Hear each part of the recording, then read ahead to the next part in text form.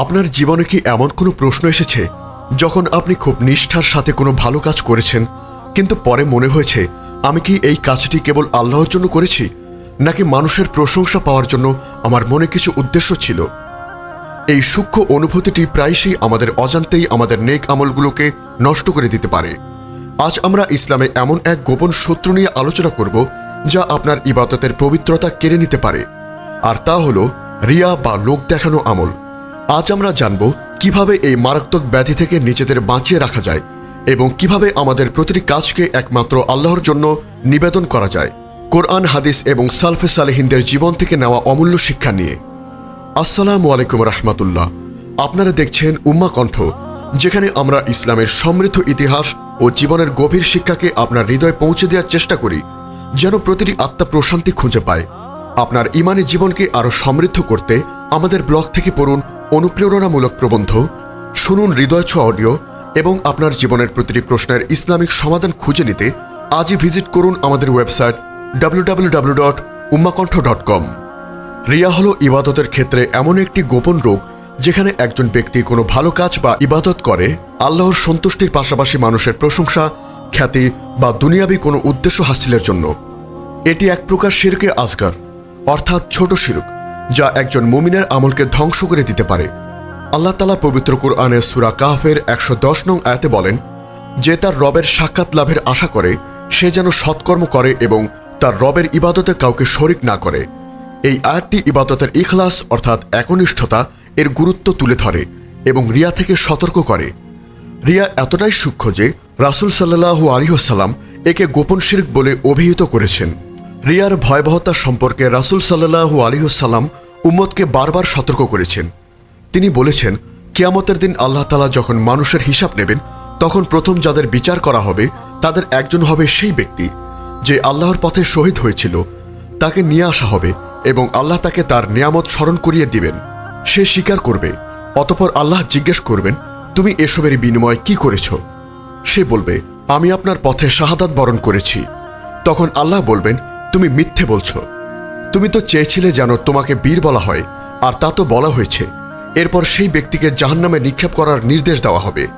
একইভাবে একজন আলেম এবং একজন সম্পদশালী দানশীল ব্যক্তিকেও আনা হবে যারা মানুষের প্রশংসা পাওয়ার জন্য কাজ করেছিল, এবং তাদেরকেও জাহান্নামে নিক্ষেপ করা হবে। মুসলিম। এই হাদিসটি রিয়ার ভয়াবহ পরিণতি স্পষ্ট করে দেয়। এমনকি শাহাদাত, ইলম বা দানশীলতার মতো মহৎ কাজকেও রিয়া ধ্বংস করে দেয় এবং তা আল্লাহর কাছে মূল্যহীন হয়ে যায়। রিয়া থেকে বাঁচার জন্য সবচেয়ে গুরুত্বপূর্ণ বিষয় হল ইখলাস অর্থাৎ একনিষ্ঠতা। প্রতিটি আমল একমাত্র আল্লাহর সন্তুষ্টির উদ্দেশ্যে করা। আমরা যখন সালাত আদায় করি, সাদকা দেই, কোরআন তেলাওয়াত করি বা অন্য কোনো নেক কাজ করি, তখন আমাদের অন্তরকে পরীক্ষা করা উচিত। এই কাজটি আমি কেন করছি? এটি কি কেবল আল্লাহর জন্য, নাকি এর পেছনে মানুষ দেখা বা শোনার কোনো আকাঙ্ক্ষা আছে? যদি সামান্যতম মানুষের প্রশংসা পাওয়ার উদ্দেশ্য থাকে, তবে সেই আমলের সওয়াব কমে যাবে বা নষ্ট হয়ে যেতে পারে।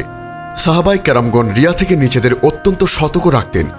হযরত উমর ইবনুল খাত্তাব রাদিয়াল্লাহু আনহু যখন কোনো কাজ করতেন, তখন তিনি নিশ্চিত করার চেষ্টা করতেন যেন তা শুধুমাত্র আল্লাহর জন্য হয়। তিনি অনেক সময় গোপনে দান করতেন যাতে কেউ জানতে না পারে।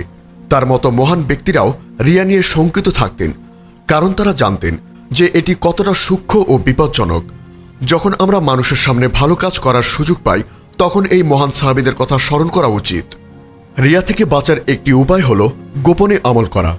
যত বেশি সম্ভব নেক আমল গোপন করার চেষ্টা করা, বিশেষ করে সেই আমলগুলো যা লোকচক্ষুর আড়ালে করা যায়, যেমন রাতের বেলা সালাত আদায় করা, গোপনে দান করা, কোরআন তিলাওয়াত করা ইত্যাদি। রাসূল সাল্লাল্লাহু আলাইহি ওয়াসাল্লাম বলেছেন, আল্লাহ তাআলা 7 প্রকার মানুষকে আরশের ছায়া দান করবেন সেদিন, আর কোনো ছায়া থাকবে না। তাদের মধ্যে একজন সেই ব্যক্তি যে এমনভাবে দান করে যে তার ডান হাত কি দান করেছে তা বাম হাতও জানে না। বুখারী, মুসলিম। এই হাদিসটি গোপনে আমল করার ফজিলতকে তুলে ধরে। রিয়া থেকে বাঁচার আরেকটি উপায় হল আল্লাহর কাছে বেশি বেশি দোয়া করা। রাসূল সাল্লাল্লাহু আলাইহি ওয়াসাল্লাম নিজেই রিয়া থেকে আশ্রয় চেয়েছেন।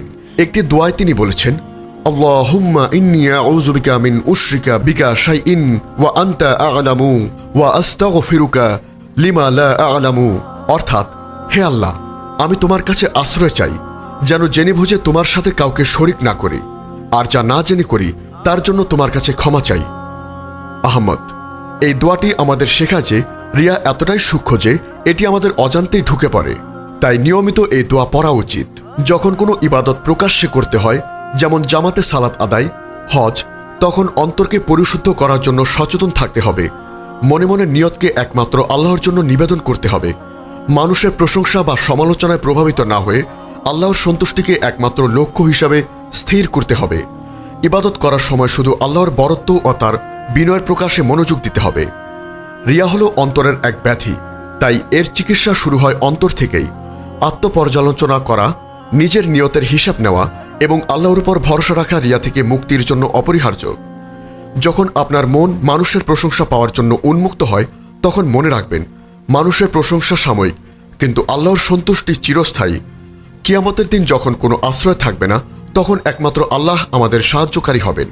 ইখলাসের সাথে আমল করা আমাদের ঈমানকে শক্তিশালী করে এবং আল্লাহর সাথে আমাদের সম্পর্ককে গভীর করে। রিয়া থেকে মুক্ত থাকা মানে আল্লাহর প্রতি আমাদের ভালোবাসার প্রমাণ দেয়। এটি আমাদেরকে আখিরাতের সফলতার দিকে নিয়ে যায়, যেখানে আমাদের প্রতিটি ইখলাসপূর্ণ আমলের জন্য আল্লাহর উত্তম প্রতিদান দেবেন। হে আল্লাহ, হে অন্তর পরিবর্তনকারী, আমাদের অন্তরকে আপনার দ্বীনের উপর স্থির রাখুন। আমাদের রিয়া এবং গোপন শিরক থেকে রক্ষা করুন। আমাদের সকল ইবাদতকে আপনার সন্তুষ্টির জন্য একনিষ্ঠভাবে কবুল করুন এবং আমাদেরকে আপনার কাছে প্রিয় বান্দাদের অন্তর্ভুক্ত করুন। আমিন। আমাদের এই মহৎ বার্তা ছড়িয়ে দিতে এবং ইসলামের আলোকে প্রতিটি হৃদয় পৌঁছে দিতে অনুগ্রহ করে চ্যানেলটি সাবস্ক্রাইব করুন এবং বেল আইকনটি প্রেস করুন। আমাদের ফেসবুক পেজ ফলো করে উম্মাহ কণ্ঠ পরিবারের একজন সদস্য হয়ে যান।